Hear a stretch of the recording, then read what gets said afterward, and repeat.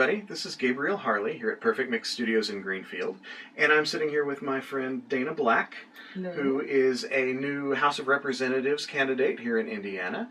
And I thought I'd bring her in to kind of let you guys know what she's up to tell her story just a little bit, and maybe talk about some new and better choices we can make in Indiana. So, Dana, how are you today? I'm fantastic. How are you doing today? I'm doing great. Excited about being here. Yeah. So why don't you tell the folks exactly what it is you're running for and give some of the details. Sure. The name of my campaign is Indiana's Own Dana Black. We are a candidate in 2016 for the Indiana House of Representatives, District 88.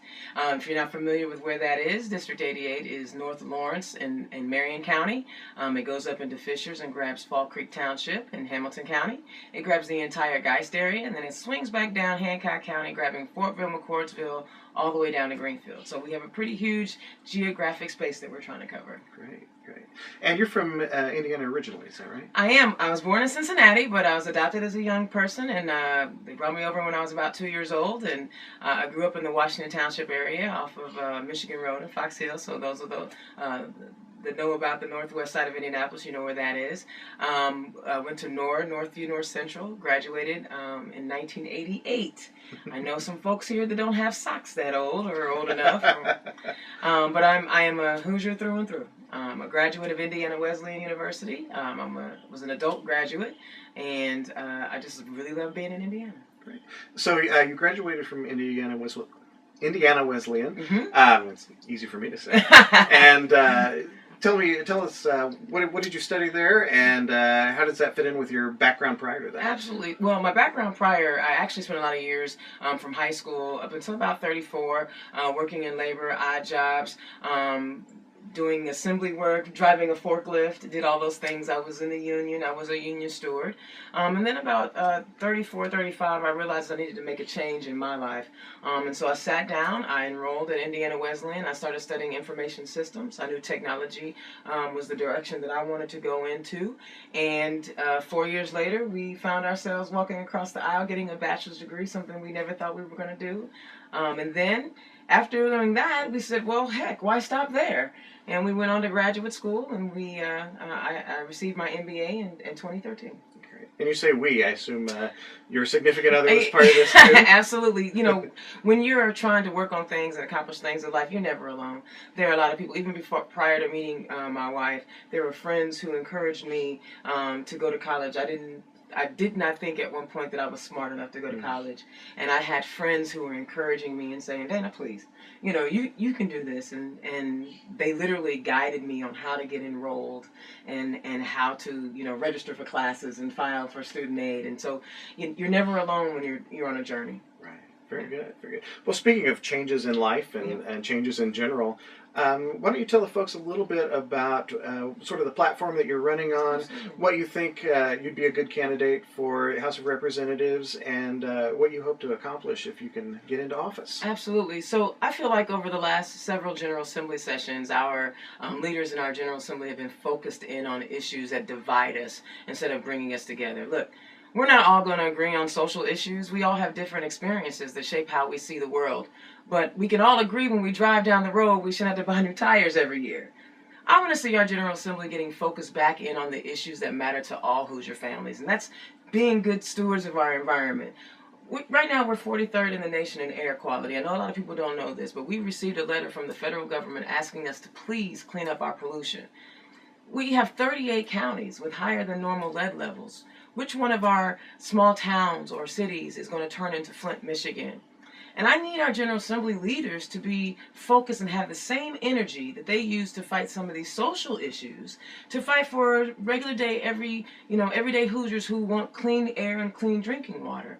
I'm not saying that there's not a place for social issues. I mean, social upheaval got us the 1964 Civil Rights Act and the 1965 Voting Rights Act, but I need my leaders to be able to walk and chew gum at the same time.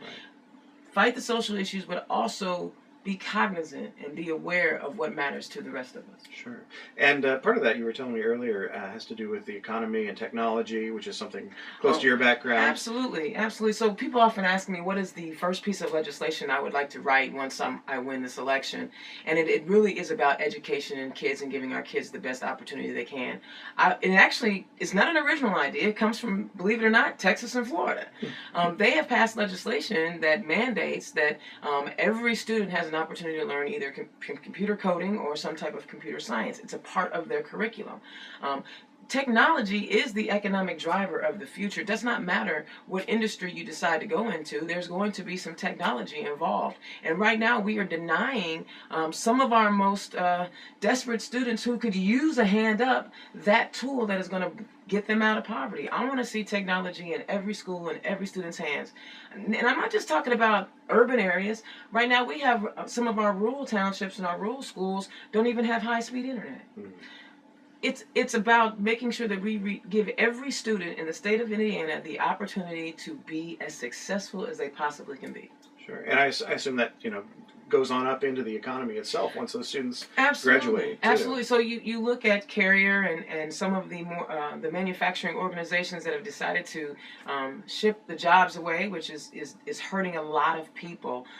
But even at the same time, we're not even getting the children of those displaced workers the tools that they need so they don't have to follow in the same footsteps. Mm-hmm. And that's what I think we should be focusing in on. What do our students need? I understand testing. There's a need for some type of appraisal of where your students are. But first and foremost, teachers are going to know what student is going to pass that exam before they sit down and take it. Allow teachers to teach, but allow them to also teach curriculum that is going to better them, not just allow them to regurgitate for a test. Sure. Great. And why don't you tell folks how they can find out more about your campaign and get in touch with you and all that good stuff? Absolutely. So we are at indianazone.com, INDIANSOWN.com. We are also on Facebook, Instagram, and Twitter. I'm easily accessible. Don't hesitate to send me a message. I'm on Facebook Messenger, because the bottom line is I want to represent you. I know that I have ideas, but I need your ideas because I want to represent you. It doesn't matter what side of the aisle you're on. Everyone needs a voice, and I'm trying to be a voice for all Hoosiers. Great. So this is Dana Black at indianazone.com. I'm Gabriel Harley here at Perfect Mix Recording Studios in Greenfield. Thanks for coming out, Dana. Thank you very much for having me. And look forward to seeing the results in November. All right, thank you. Take care.